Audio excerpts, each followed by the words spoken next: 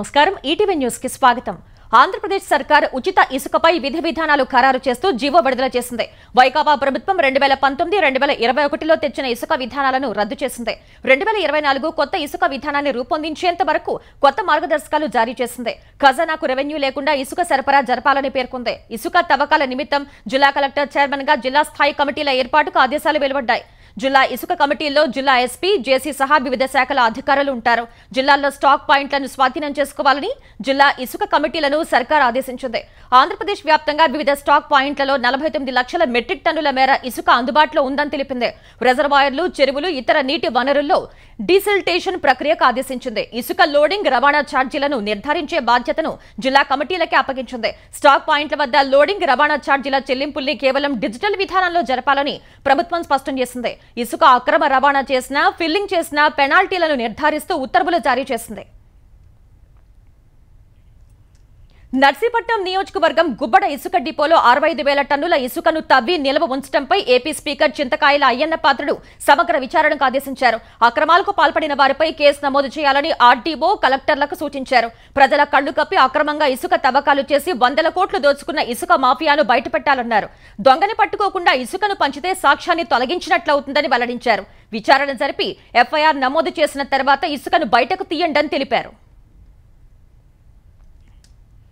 ఎన్టీఆర్ జిల్లా బోదవాడ సిమెంట్ పరిశ్రమ ప్రమాదంలో మృతి చెందిన వెంకటేష్ కుటుంబానికి పరిశ్రమ యాజమాన్యం 50 లక్షల చెక్కును అందజేసింది. తీవ్రంగా గాయపడిన మరో కార్మికుడి కుటుంబానికి 25 లక్షలు ఇస్తామని తెలిపింది. స్వల్పంగా గాయపడిన బాధితులకు 5 లక్షల చొప్పున పరిహారంగా ఇస్తామని కలెక్టర్ సృజన సమక్షంలో యాజమాన్యం ప్రకటించింది. మృతుడి కుటుంబానికి ఉద్యోగం, వారి పిల్లల చదువుకు భరోసానిచ్చింది. అంతకుముందు బాధిత కుటుంబాలతో కలెక్టర్ సృజన, జగ్గయ్యపేట ఎమ్మెల్యే శ్రీరామ్ తాతయ్య సిమెంటు పరిశ్రమలో ప్రమాదంపై విచారణ చేపట్టి లోపాలు బయటపడితే చర్యలు చేపడతామని చెప్పారు. మరోవైపు ప్రమాద సమయంలో రెవెన్యూ అధికారులు వ్యవహరించిన తీరుపై కలెక్టర్ ఆగ్రహం వ్యక్తం చేశారు. ప్రమాదం జరిగిన వెంటనే తహసీల్దార్ అక్కడికి ఎందుకు రాలేదని ప్రశ్నించారు. తహసీల్దార్ ఇసుక అమ్ముకుంటున్నారా అంటూ అసహనం వ్యక్తం చేశారు. ఆర్టీఓ అక్కడే ఉండగా పోలీసులు లాఠీ చార్జ్ ఎందుకు చేయాల్సి వచ్చిందని ప్రశ్నించారు. తెలుగుదేశం కేంద్ర కార్యాలయంపై దాడి కేసులో తెర వెనుక సూత్రధారుల అరెస్టుకు రంగం సిద్ధమైన వేళ నిందితులు ముందస్తు బెయిల్ ప్రయత్నాలు చేస్తున్నారు. ఈ కేసులో ఇప్పటికే 8 మందిని అరెస్ట్ చేసిన పోలీసులు వైకాపా ఎమ్మెల్సీ లేళ్ల అప్పిరెడ్డి పేరును ఎఫ్ఐఆర్లో చేర్చగా ఆయన ముందస్తు బెయిల్ కోసం హైకోర్టును ఆశ్రయించారు. ఈ పిటిషన్ విచారణకు స్వీకరించిన కోర్టు కేసు పూర్తి వివరాలు సమర్పించాలని పోలీసులను ఆదేశించింది. తదుపరి విచారణ ఈ నెల 10కి వాయిదా వేసింది. లేళ్ల అప్పిరెడ్డి, దేవినేని అవినాష్ అనుచరులే పార్టీ కార్యాలయంపై దాడికి తెగబడ్డారని తెలుగుదేశం నేతలు చేసిన ఫిర్యాదుపై పోలీసులు కేసు నమోదు చేశారు. తెలంగాణలో నామినేటెడ్ పోస్టుల భర్తీపై ఉత్కంఠ వీడింది. మొత్తం 35 కార్పొరేషన్ల చైర్పర్సన్లను నియమిస్తూ మార్చి 15న ఇచ్చిన ఉత్తర్వుల్ని ప్రభుత్వం ఇవాళ బయటకు వెల్లడించింది. లోక్సభ ఎన్నికల కారణంగా ఇంతకాలం గోప్యంగా ఉంచిన జీవోలను ఇవాళ బహిరంగపరిచిన ప్రభుత్వం కొత్త చైర్మన్లు బాధ్యతలు స్వీకరించాలని తెలిపింది. ఈ మేరకు 1-2 రోజుల్లో మొత్తం 35 కార్పొరేషన్ల చైర్పర్సన్లు బాధ్యతలు చేపట్టే అవకాశం ఉంది. గతంలోనే ఈ 35 కార్పొరేషన్లకు చైర్పర్సన్లుగా నియమిస్తున్నట్లు బయటకు చెప్పినప్పటికీ జీవోలను మాత్రం విడుదల చేయలేదు. ఇదే సమయంలో కొంతమందిని మార్చాలి అనే డిమాండ్లు కూడా అధికార పార్టీలో వినిపించాయి. ఈ అంశాలు దృష్టిలో పెట్టుకుని కాంగ్రెస్ అగ్ర నేతలు అందరితో మాట్లాడిన తర్వాత జీవోలను ఇవాళ బహిర్గతం చేశారు. బారాస ఎమ్మెల్సీ చల్లా వెంకట్రామిరెడ్డి ఈ ఉదయం ముఖ్యమంత్రి రేవంత్ రెడ్డిని కలిశారు. జూబ్లీహిల్స్ లోని నివాసంలో సీఎంను కలిసిన ఆయన ఉమ్మడి పాలమూరు జిల్లాకు చెందిన పలు సమస్యలు పరిష్కరించేందుకు కృషి చేయాలని కోరారు. రాయచూరు నుంచి ఆలంపూర్ మీదుగా శ్రీశైలం వరకు అంతర్రాష్ట్ర రహదారిని 4 లేన్లుగా అభివృద్ధి చేయాలని విజ్ఞప్తి చేశారు. ఆర్డీఎస్ కింద రిజర్వాయర్లు, నెట్టెంపాడు ప్రాజెక్టు పూర్తి చేయాలన్నారు. గద్వాల్, వనపర్తి, నాగర్ కర్నూలు జిల్లాల ప్రజలు, ఉద్యోగులకు కర్నూలు ప్రభుత్వ, ప్రైవేట్ ఆసుపత్రుల్లో ఆరోగ్యశ్రీ వర్తింప చేయాలని కోరారు. 10 రోజుల నుంచి ఆలంపూర్, బారాస ఎమ్మెల్యే విజయుడు సహా వెంకట్రామిరెడ్డి కాంగ్రెస్ లో చేరతారు అనే ప్రచారం జరుగుతున్న వేళ ఆయన రేవంత్ ను కలవటం ప్రాధాన్యం సంతరించుకుంది. రేవంత్ రెడ్డి రేపు మహబూబ్ నగర్ వెళ్తున్నందున ఆ పర్యటనలోనే ఇద్దరు కాంగ్రెస్ లో చేరతారని పీసీసీ వర్గాలు అంటున్నాయి. పక్షులు గూళ్లు పెట్టలేని మొక్కలు నాటి గట్ట ప్రభుత్వం కోట్లాది రూపాయల ప్రజాధనాన్ని వృధా చేసిందని తెలంగాణ పౌర సరఫరాల శాఖ మంత్రి పొన్నం ప్రభాకర్ ఆరోపించారు. హైదరాబాద్ రామంతపూర్ ప్రభుత్వ పాలిటెక్నిక్ కళాశాల మైదానంలో మేయర్ విజయలక్ష్మి అధికారులతో కలిసి వన మహోత్సవాన్ని మంత్రి ప్రారంభించారు.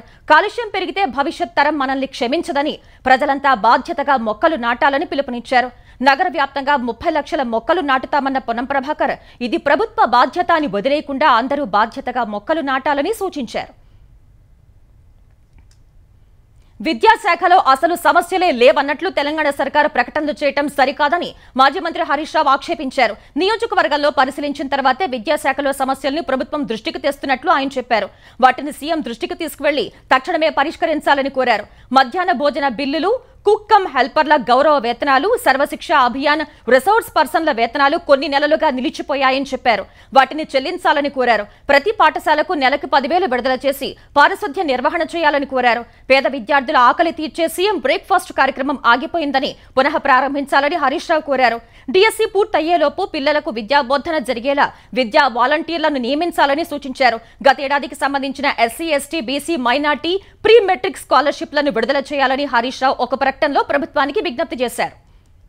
దివంగత వైఎస్ రాజశేఖర రెడ్డి 75వ జయంతిని పురస్కరించుకుని ఆయన కుటుంబ సభ్యులు, అభిమానులు ఘన నివాళి అర్పించారు.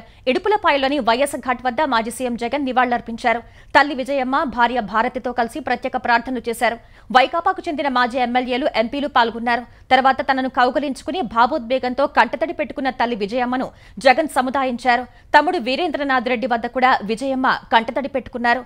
జగన్ వైఎస్ ఘాట్ నుంచి వెళ్లిన అరగంట తర్వాత ఏపీపీసీసీ చీఫ్ వైఎస్ కుమార్తె షర్మిల ఘాట్ వద్ద తండ్రికి నివాళులర్పించారు. కుమారుడు రాజారెడ్డి, కోడలు, కుమార్తె, తల్లి విజయమ్మతో కలిసి ప్రత్యేక ప్రార్థనలు చేశారు. వైఎస్ ప్రజలకు ఆదర్శ పాలన అందించారని షర్మిల చెప్పారు. అటు రాజశేఖర్ రెడ్డి వారసత్వాన్ని షర్మిల ముందుకు తీసుకువెళ్లగలరంటూ కాంగ్రెస్ అగ్రనేత రాహుల్ గాంధీ ఓ వీడియోను విడుదల చేశారు. వైఎస్ స్ఫూర్తితోనే భారత జోడో యాత్ర చేపట్టారని స్మరించుకున్నారు. వైఎస్ రాజశేఖర రెడ్డి జయంతి సందర్భంగా సీఎం రేవంత్ రెడ్డి, ఉప ముఖ్యమంత్రి భట్టి విక్రమార్క, మంత్రులు నివాళులర్పించారు.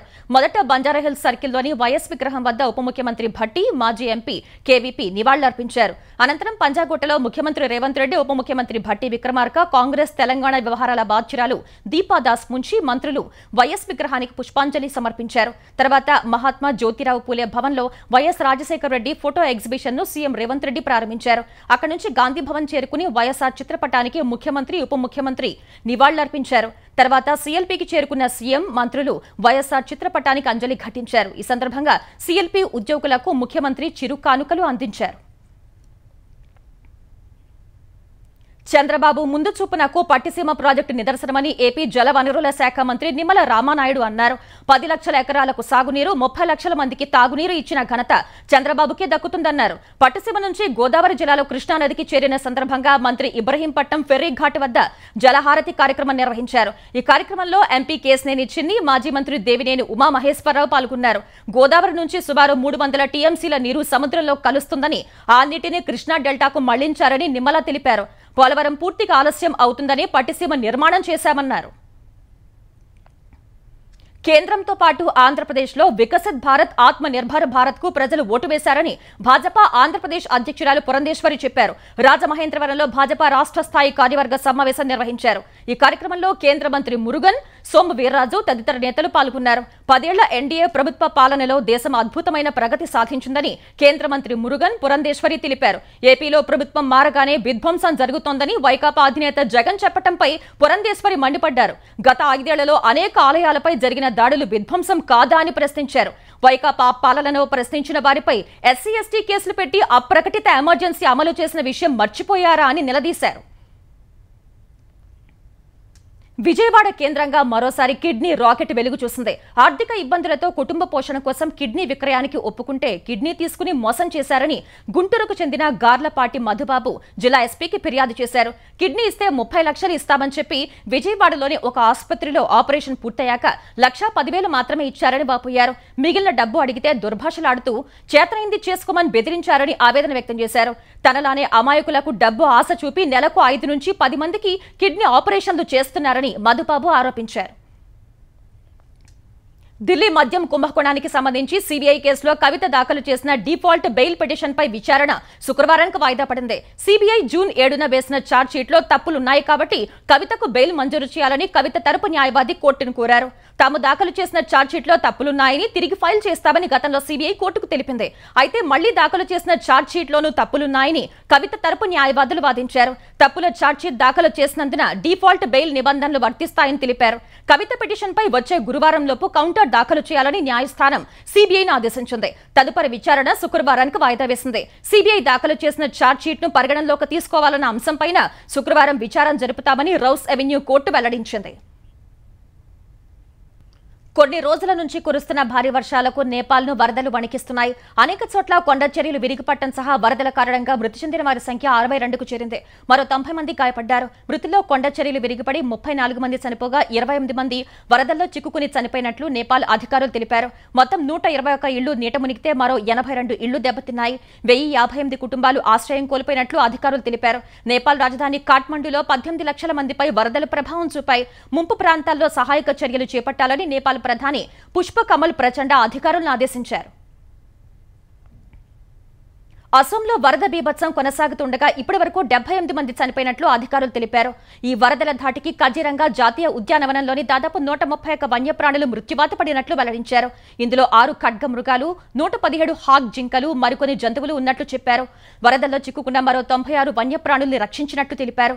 పార్కులోకి భారీగా వరద నీరు చేరి ఇబ్బంది పడుతున్న ఖడ్గ మృగం వీడియోను అసోం సీఎం హిమంత బిస్వ శర్మ సామాజిక మాధ్యమంలో పోస్ట్ చేశారు.